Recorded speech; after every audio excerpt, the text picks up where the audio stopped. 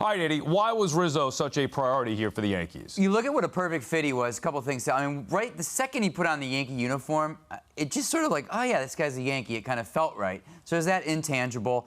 Then there's the fact that they really need him to even just hold serve with an offense that was obviously one that had its flaws anyway with him. But he's that contact guy. He's that guy with the two-strike approach. He's the lefty hitter. Hardly any other first baseman on the market, which is why the Astros were linked to him. They need a first baseman. So many reasons why they kind of had to have this guy.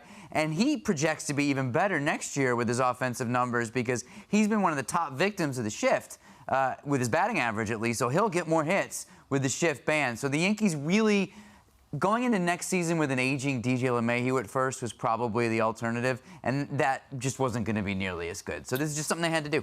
I think the one thing that you didn't touch on, because you're very thorough, oh, thank you, Tom. is his defense is going to play better without the shift as well. And he's a very good defensive first baseman. He's got good range, and so I think that's an added bonus. I don't think it was the swaying factor, but the ballpark's built for him. I think he's a better player in a Yankee uniform than he is anywhere else on the planet.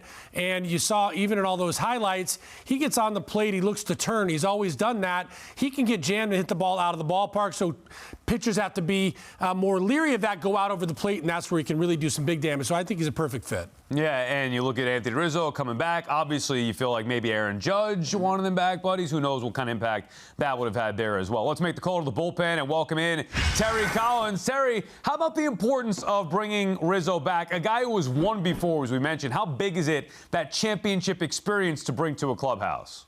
Yeah, it means a lot, Sal. It means a lot. You know, to have that guy in the clubhouse who's been there, knows about the preparation involved, knows about the intensity and the concentration that's involved. And I'll tell you what, it's also good to have someone back who wants to be on your team. And Anthony Rizzo wants to be a Yankee.